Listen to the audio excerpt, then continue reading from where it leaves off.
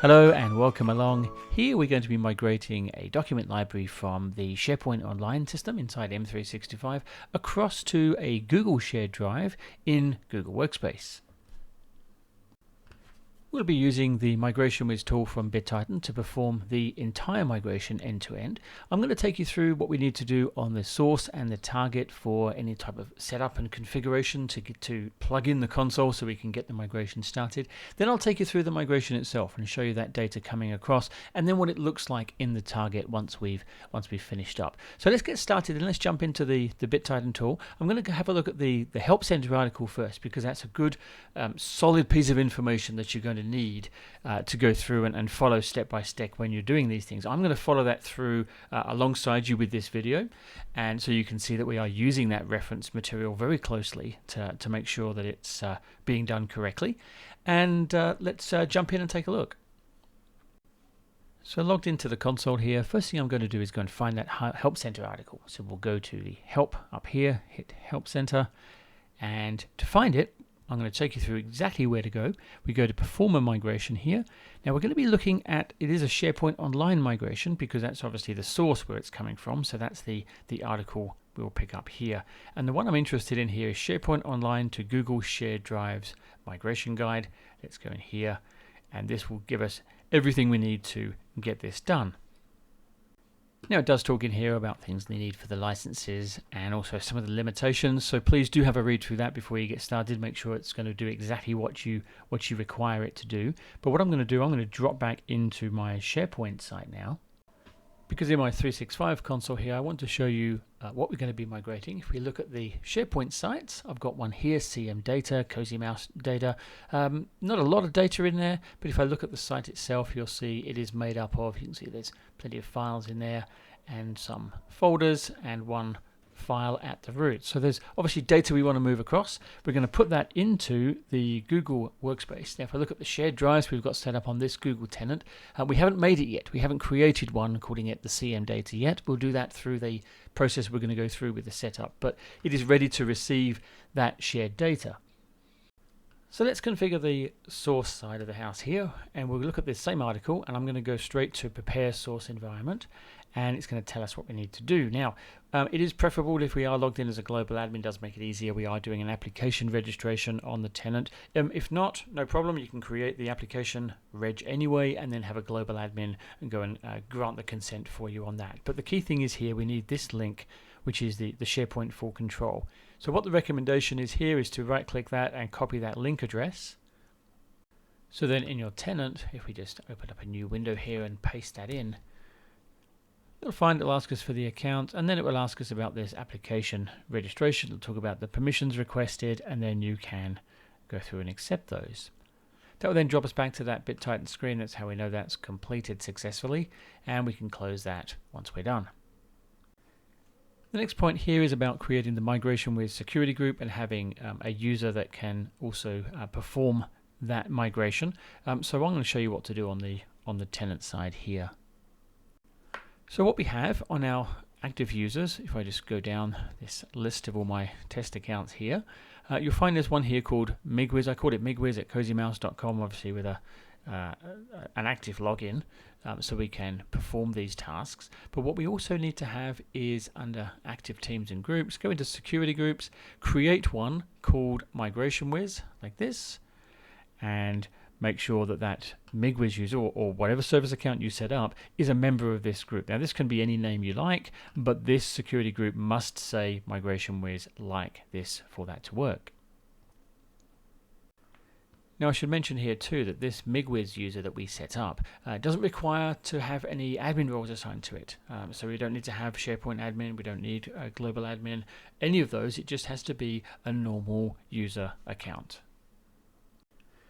Now I haven't forgotten about this last bit about the application permissions, but we can only set that up once we do have an active MigrationWiz project. So we'll come back to that one, but in terms of the tenant setup, that is all we actually need to do on the M365 side. So let's have a look at the Google side for that destination. You can see the items we need to do here, things like create that shared drive and the like here. However, I'm going to start off with this step one and show you how to create this Google project in the back end of the Google Workspace environment. So we need to get to console.cloud.google.com, which will take us into this screen. If you haven't had one of these set up previously, it's going to ask you a few things about the setup just to enable that, which is just basically a next finish on that one. But you will get to this this type of screen, and you will go up to this top item here, and we're going to say new project from the top right here and give it a completely new setup. So I've just called this one SPO to Google Shared Drives as a project name, and I'll hit create, and that will go ahead and create that in the background for us. You can see it up here, and then we can select project, will take us into there, and you can see here SPO to Google Shared Drives is our project which is active. So first we're going to add the API libraries that this project needs, and we do that off the menu here, APIs and services, and we pop down to library. That'll give us the item we can type in. There's only two we need for this. So if you type in drive, you'll find you've got the Google Drive API here, which will enable. And also we do need the admin SDK as well. So now we'll drop back here and admin SDK, this one, and enable that as well. There we go. So now we'll create the tenant service account, and we do that from this menu in the top left in the IAM and admin, and you'll find there's service accounts here, which we'll go into, and you can see obviously nothing's set up now, but this is where we would then say create service account, and we give it a name. I'm just going to call this one MigrationWiz, and hit create and continue. For the roles, we're going to give it the owner role, so we'll see this one here and continue that as well. And we say grant users access, that's an optional, we don't need to do that one, we just hit done at the bottom, and there we have our service account. Now this is where we can then download the JSON file, which is effectively like a password file for this account that we then upload that back into MigrationWiz when we're setting up the project. So how we get that is we hit actions and we hit manage keys. And from here we say add key, create a new, and we are going to keep it as the recommended, the JSON key there. So we hit create. And there we go. Now that automatically drops it into our downloads for us, just by the way, so we don't need to do that. But there is our active key for the MigrationWiz service account.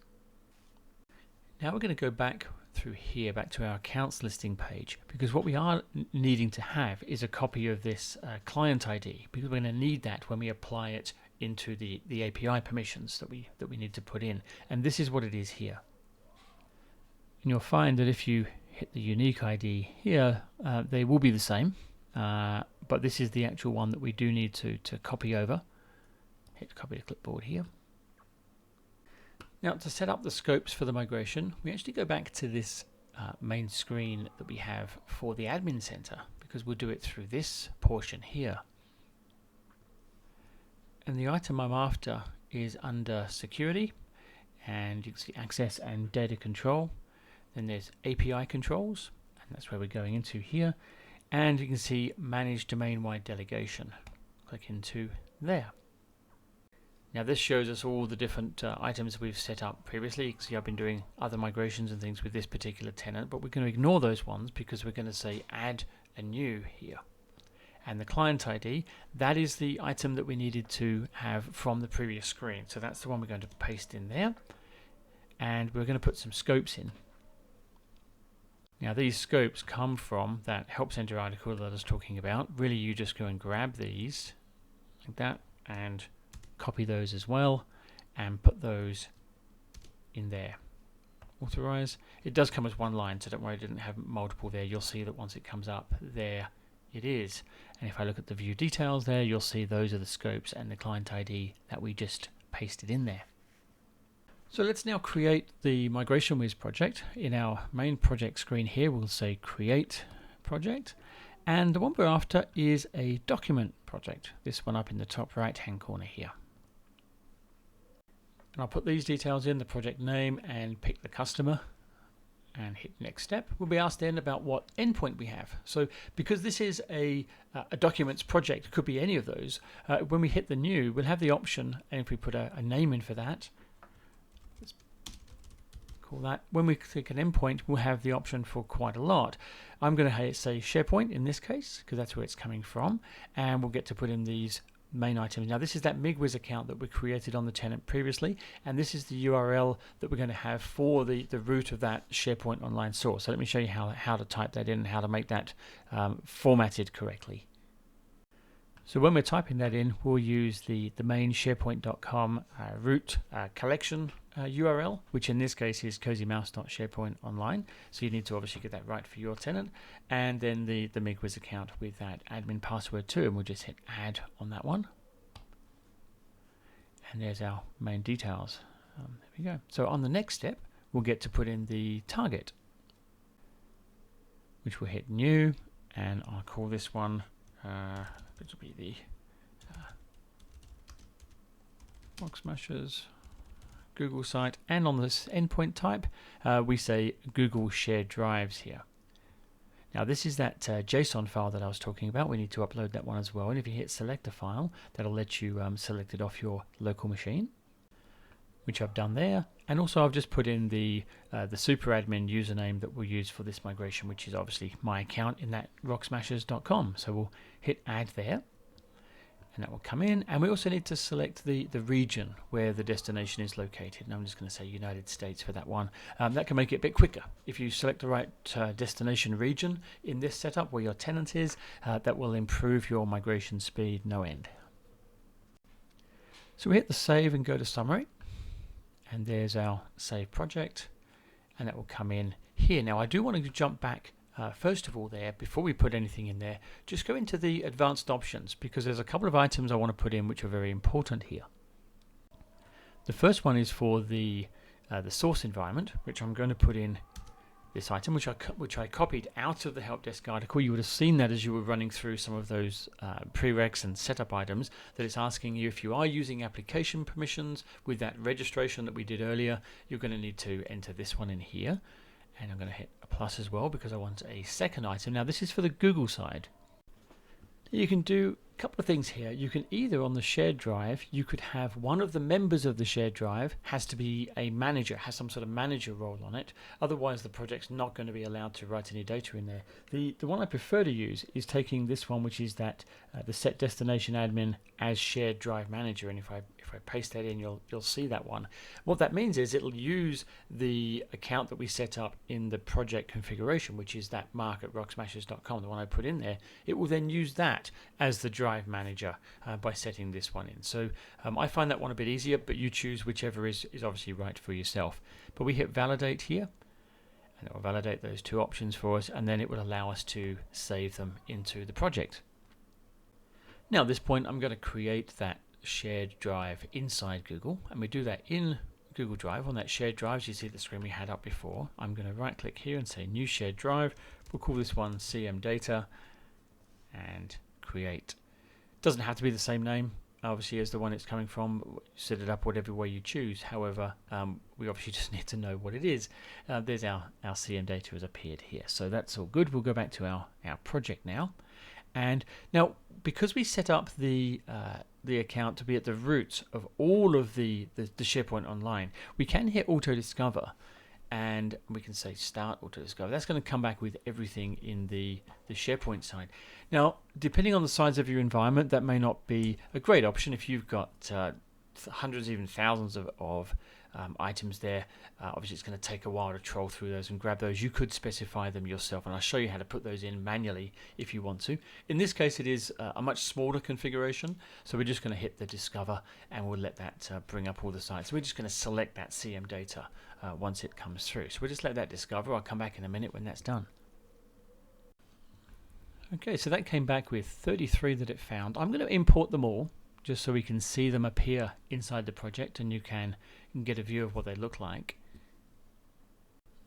And looking through there, we can find the one we want to migrate, which is this guy, CM Data Documents. Now this source obviously is correct, but the destination, which it's just pasted in here, is obviously not going to work for us. This is because they just copied over like for like to put an entry in there. You will need to go through and edit any of these that you want to match to the target side on the Google. Now, if you were doing a larger migration with, let's say, a lot of these items, the recommendation would be not to use the auto discovery import, but use the CSV import instead. And you can obviously grab a list like this and then have the matching shared drives listed in the CSV file. Bring that in instead. It will save you a lot of time instead of going through one by one and editing these. In this case, I will edit this one because it is just the single one we're doing. But what we're doing here on the shared name, I'm just going to put CM Data. That is the name of our shared drive in the Google side.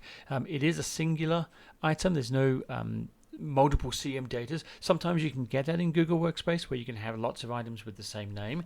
In that case, you'd specify that drive ID for that shared drive to really lock that down into that particular one you want. But in this case, we only have one CM Data. I can put CM Data here and hit Save Item. In terms of cleanup, just to make this a bit easier for our screen, I'm going to tag everything and deselect this guy, and then I'm going to hit the delete button. You'll find then that will just drop it into just what we want to be seeing. Makes it a lot easier to view with our main screen here. But now with that set, we're ready to at least kick off that verify credentials. Now this is a great option from the start here. When we say verify credentials, it will go into both sides, the source and the target, make sure it can see everything on both sides and be able to write that data and perform that migration for us. It's a good step before you kick things off, and if there are any issues that you need to go back and address, this is going to show you straight away before it even tries to copy any information over. With that verification now completed, we're ready to start copying some data over. Now, we do have a couple of options on that. We can either do the pre-stage migration or the full migration. Now, the pre-stage will take everything from a certain number of days back. We normally say 30 days or 60 days back, and really pre-stage everything up on the shared drive. So then when we do the full cutover, it's going to be a lot less data to copy. So if you were doing it, say, on a Friday night, you might want to pre-stage all of the data maybe a week before, even 2 weeks before if it was a lot. And that means that when you do the full migration on that, say, Friday night, it's going to take a lot less time than it would do if you run the full migration in one go. So there's the option for the pre-stage. Just pre-stage all of your data out there. Makes the full cutover much easier. In this case, it is a small amount of data, so I'm just going to go straight into the full migration, and I can do that just by tagging the line here and hitting the start and going straight to full migration. Let me just show you those pre-migration steps just quickly as well. You do have the option here to say there's your timing of how far back you want it to pre-stage. So there's the option there. But in this case, I am going to go to start and choose full migration, and we can then hit the start. You've also got the option if you want to start that a bit later, if you wanted to say kick that off at say 11 p.m. or another time, and you can set that up here. You can specify when you want that to start. But I'm going to start this one straight away. I'm going to do the documents and the versioning and all the permissions as well. And I'm just going to hit start migration here to kick that off. That's now completed. We can see with our status saying completed a full migration. What I want to do is just click on the item here and we can have a look at the status. This will tell us every one of the folders that it went through and exactly what it did, if there were any errors that occurred there. We can see there are no errors on this screen, but if there were, you can go and see exactly what they relate to. And one of these does have a lot of files in it. If we scroll down a bit here, you can see it actually does handle the amount of files quite well. But really we're looking for the status on this to say, yep, 0 errors and everything did copy across nicely, which is all very good to see. Now jumping into the Google side, having a look at that CM data in the shared drives area, you can see there's our folder that we created and there's all of our files. If we look at that one that had all the large amount in there, you can see if I scroll through, yes, those files are in fact in there. There's a lot of ROMs in there, as you can see, so that is good. And just looking generally, having a bit of a browse around, you can see there's our file structure. So that really has come across correctly. Happy that it's turned up in this format, and it's ready to use really on the Google side right now. So that really is the end of this video, where we've been talking about migrating the SharePoint Online site, the site library there, into a Google shared drive. So if you need any more information on that, please look through at that Help Center article. Give you a lot more information, some more detailed items in there. But once again, thank you for watching, and we'll see you on the next one. Have a good day.